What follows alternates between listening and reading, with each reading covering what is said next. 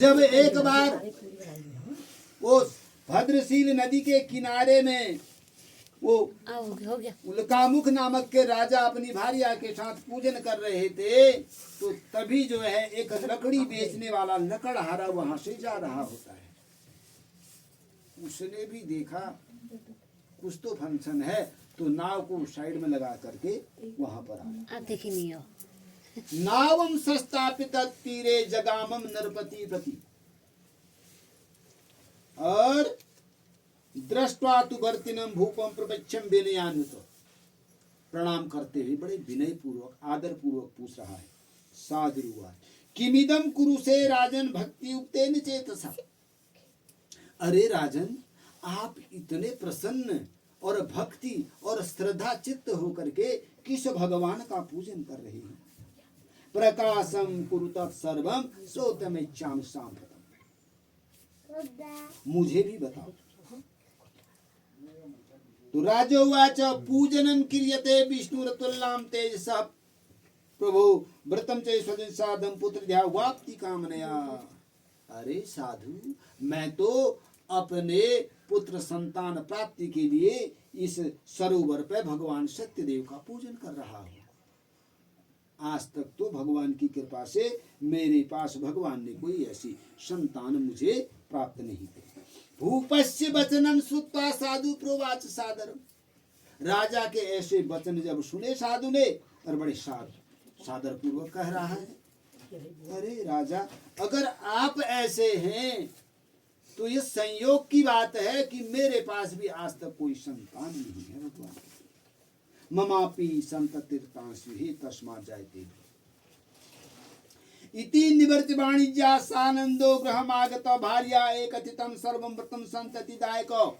कथा श्रवण करी, पंचामृत प्रसाद दिया और साधु नामक वैश्य चल दिया।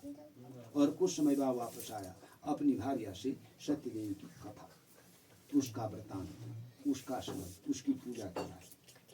लेकिन आज लीलावती जो है पति के ये बातें सुन करके बिल्कुल सत्यनारायण की पूजा करने के लिए गया। भगवान का पूजन, घर में जो भी सामग्री इकट्ठा की। एकस्मिन् दिवसे तस्य भार्या लीलावती सती। और भगवान की पूजा करने का पुण्य प्रसाद आज लीलावती को। लीलावती जो है घर में आज गर्भ, भर्ति युक्तानंद चीता भवत धर्म परायण, गर्भिणी सा भवस्तस्य भार्या सत्य प्रसादत। प्रथम द्वितीय तृतीय चतुर्थ पंचम षष्ठ सप्तम अष्टम नवम, आज दशम मास। और लीलावती के घर में लक्ष्मी स्वरूप कन्या का जन्म। 1 2 3 4 5 दिन, 7 दिन, 9 दिन, आज 11 दिन। और ब्राह्मण के द्वारा घर में नामकरण संस्कार। और उस लीलावती की पुत्री का नाम कलावती। आज कलावती दिने दिने बव्रते शुक्ल पक्षे यदाशशी। नामकरण हुआ, कलावती उसका नाम पड़ गया। और आज जो है वो कलावती अपने पितृगृह में, अपने पिता के घर में ऐसे वृद्धि को प्राप्त हो रही है जैसे मानो शुक्ल पक्ष का चांद। शुक्ल पक्ष में प्रतिपदा से चांद निकलता है और 15 दिन में पूर्ण हो जाता है। उस दिन पूर्णिमा मना करके उसका पूजन किया जाता है। ऐसे युवा, ऐसे जवान। और तब जो है लीलावती अपने पति को याद दिलाती है। प्राहम स्वामिन मधुरम बचाओ न करोसी किमर्थमुए पुरा संकल्पितम व्रतम। अरे स्वामी, हम तो बड़े स्वार्थी हैं, बड़े मतलबी हैं।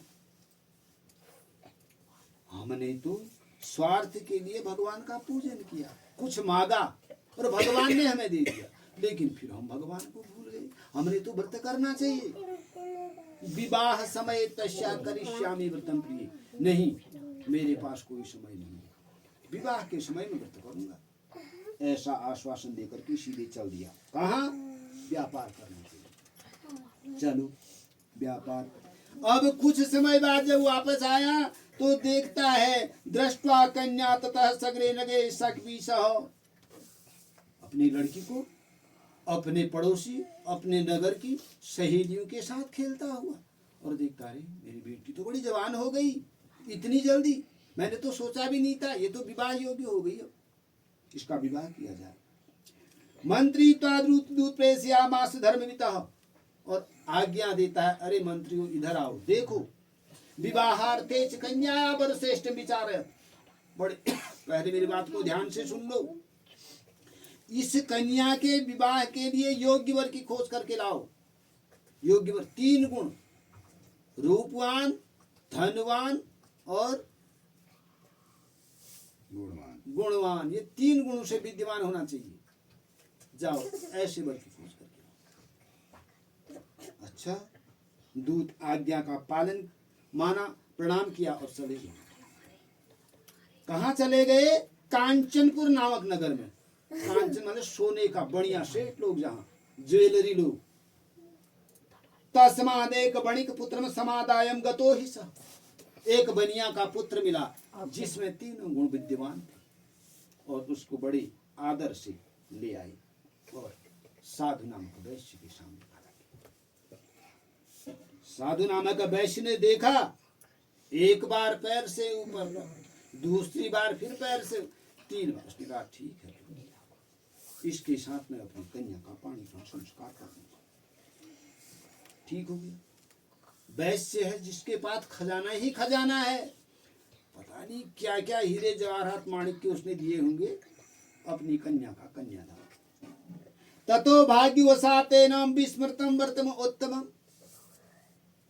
अच्छा, विवाह भी हो गया, और कुछ जो शेष बचा हुआ कारोबार होता है शादी के बाद इधर उधर, वो भी हो गया।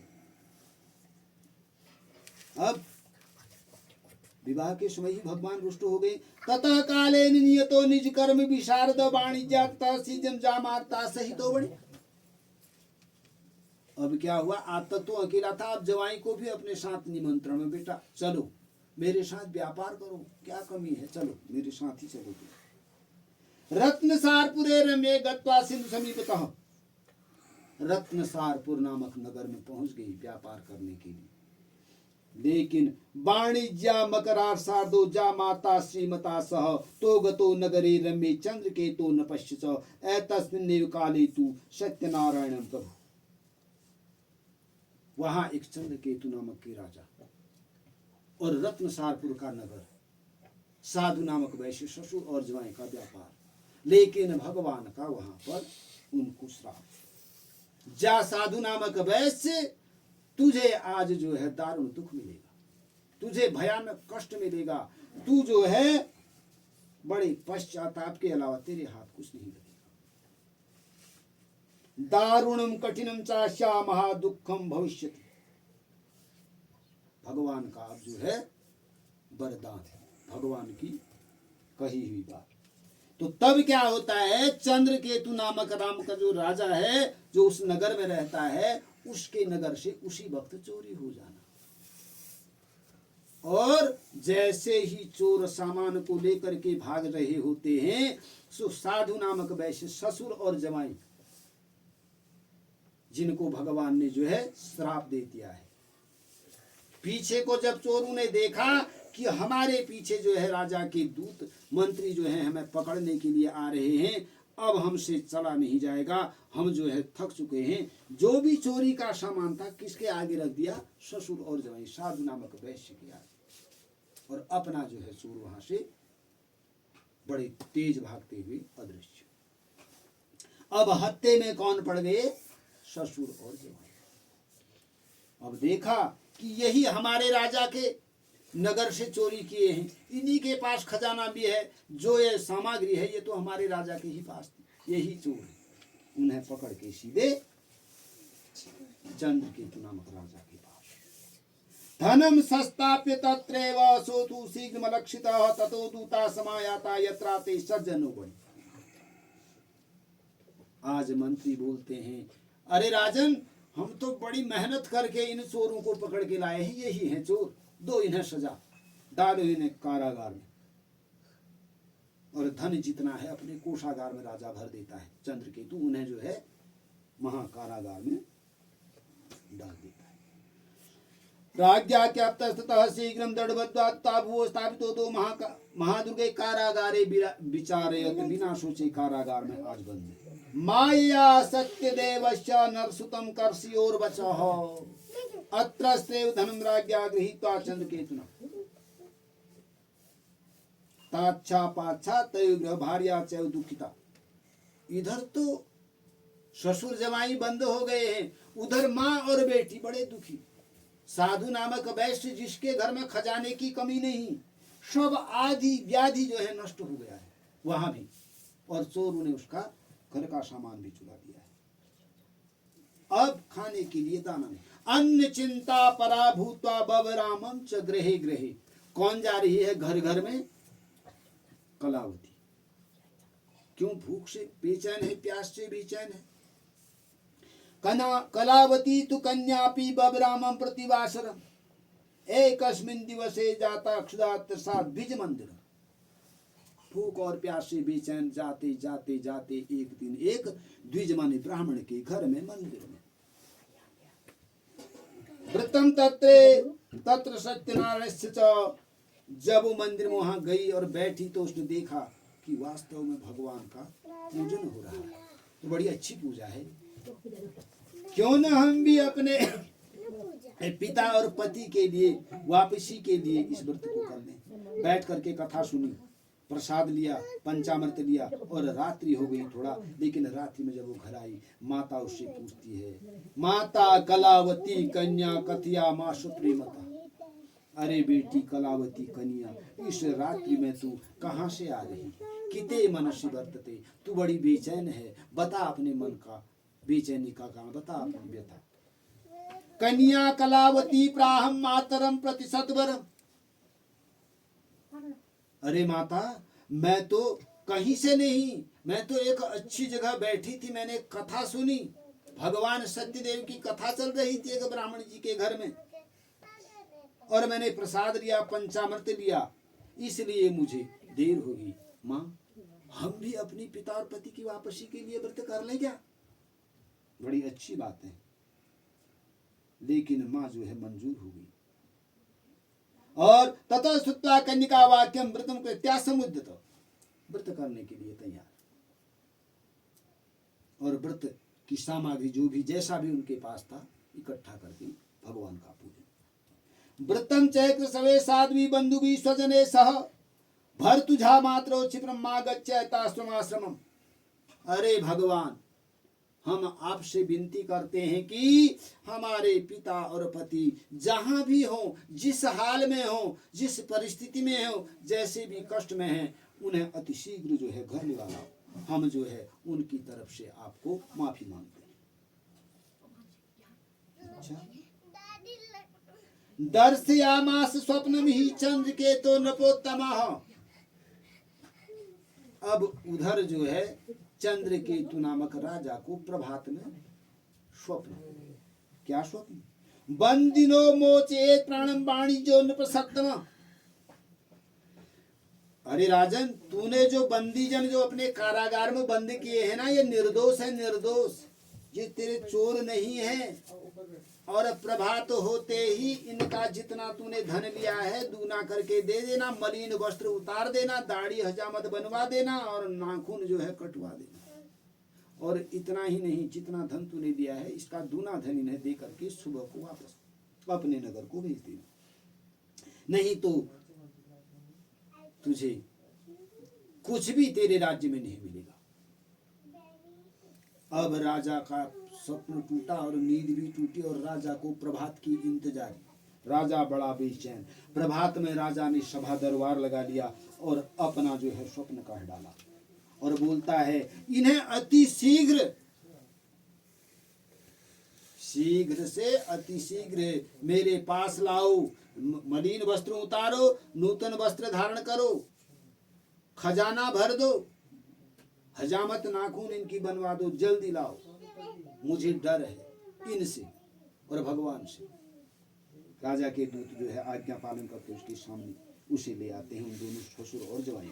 आनितो दो बणिक पुत्रो मुक्तो निगंड वंदनात् ततो महाजनो नत्वा चंद्रकेतो नपोत्तमः। तब चंद्रकेतु कह रहे हैं कि अरे राजन, अरे वैश्य, मैंने तुम्हारे साथ जो भी गलती की, अपराध किया, उसके लिए मुझे क्षमा कर दो। आप निर्दोष थे, मैं दोषी हूँ, इसलिए मैंने आपके साथ जो भी अन्याय किया, मैं उसके लिए आपसे क्षमा प्रार्थी हूँ। अब तुम जो है मेरे से कोई भय नहीं, कोई डर नहीं, निडर होकर के अपने नगर को, अपने घर को प्रस्थान करो। देवता प्रात समद दुःखम इदानी नास्ति मे भयम तदा निगंड सत्याम छोर कर्मांस्कारेद वस्त्र अलंकारं कृत्वा परितोषं न पश्यतो पुरस्कृत्यं वणिक पुत्रो वाच संतोषे भृशं पुराणितं प्रियद्रव्यं दुगुणीकृत दत्तवान प्रोवाचन तो ततो राजा गच्छोताम नि आश्रमम, जाओ अपने नगर को। अब राजा ने मंगलाचरण किया, साधु नामक वैश्य ने मंगलाचरण किया, संध्या बंदन किया, भगवान को याद किया और अपने नाव में बैठ करके ससुर और जमाई जो है अपने नगर के लिए प्रस्थान। जय बोलिए सत्यनारायण भगवान की जय। ओम जय जय श्री स्कंद पुराण रीवा खंडे श्री सत्यनारायण कथायाम तृतीय सोपान यत्र गंगा जमुना त्रिवेणी गोदावरी सिंधु सरस्वती च सर्वाणि तीर्थानि वसन्ति यत्र तत्राचितो द्वार कथा प्रसंगः। सर्वे भवन्तु सुखिनः, सर्वे सन्तु निरामया, सर्वे भद्राणि पश्यन्तु मा कश्चित् दुःख भाग भवेत्। सूतोवाच यात्रा तो कृतवान् साधु